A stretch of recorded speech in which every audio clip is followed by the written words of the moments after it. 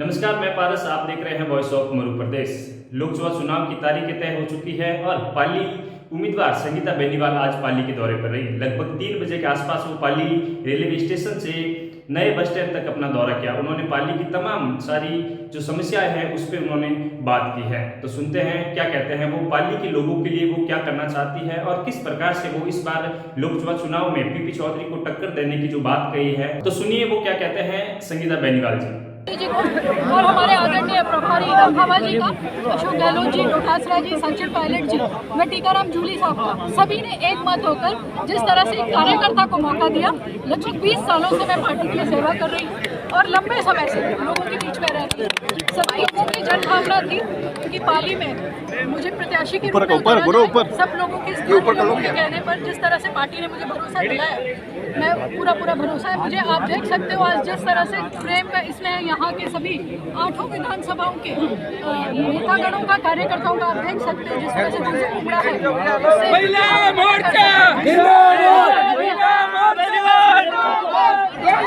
क्या चुनौती रहेगी मैम पाली में आपकी?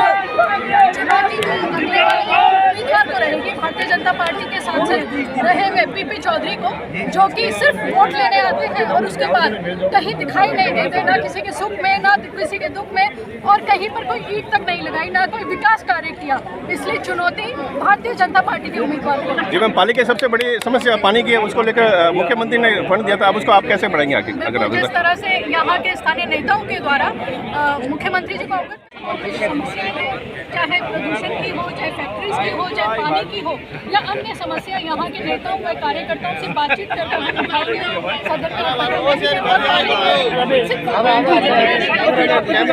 Thank you ma'am.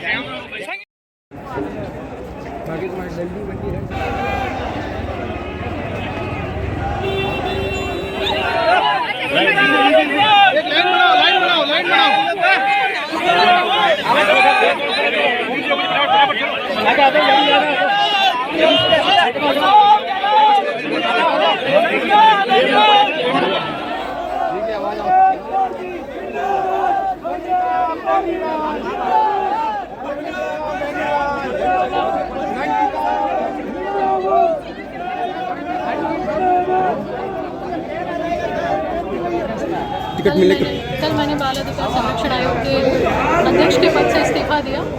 परसों रात को जब आधिकारिक घोषणा पाली के सांसद प्रत्याशी के रूप में भारतीय कांग्रेस की तरफ से मेरी हुई, उसके बाद कल सुबह मैंने महामहिम से समय मांगा और बाल अधिकार संरक्षण आयोग के पद से इस्तीफा दिया।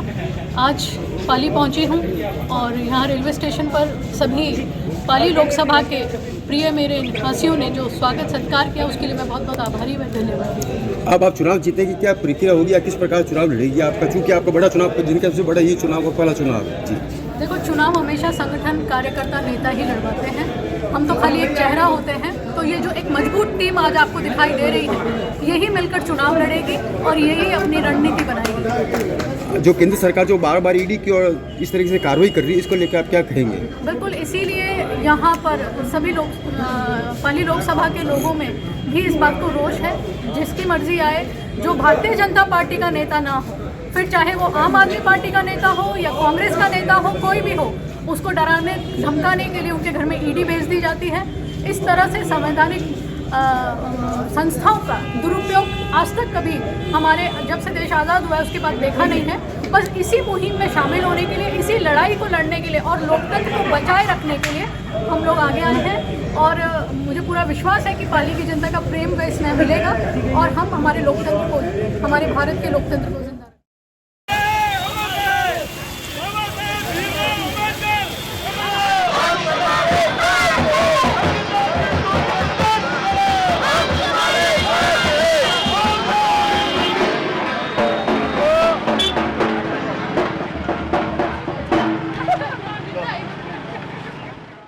मतबहन फोन लगाओ।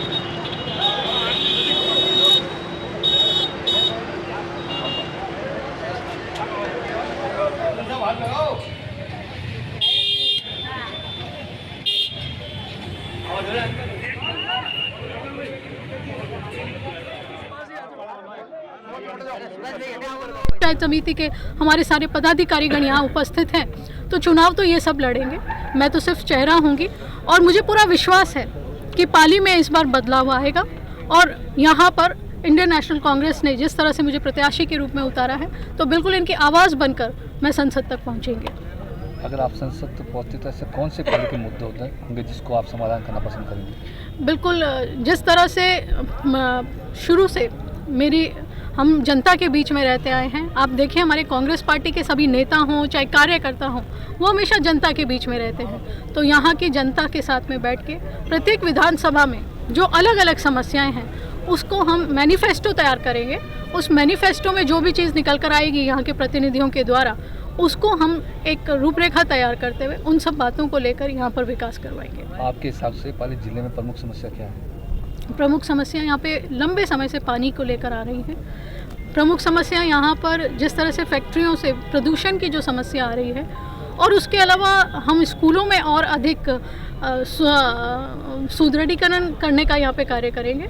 युवाओं को जो 15-15 लाख नौकरियों की बात आई थी, खातों में पैसे आए थे, लेकिन यहाँ पर जो इतनी संख्या में युवाएं हैं उनको किस तरह से नौकरियों के और मौके मिल सके, इसके लिए हम प्लानिंग करेंगे। कैसे हमारी महिलाएं आत्मनिर्भर बन सके, इन सभी बातों पर हम लोगों का ध्यान रहेगा। जैसा कि आपने बताया कि आप जोधपुर शहर से पार्षद भी रह चुकी हैं, तो कांग्रेस के कुछ कार्यकर्ताओं ने आपको बाहरी होने का ठप्पा लगाया है। उनका ये भी कहना है कि आपका वोट जो है पाली लोकसभा क्षेत्र में नहीं पड़ता, इसको लेकर क्या कहेंगे? देखिए, मैं जोधपुर से ही रहती हूँ और बाहरी मेरे पास ऐसा कोई मामला आया नहीं है कि मुझे किसी कार्यकर्ता ने बाहरी होने का कोई विरोध किया है।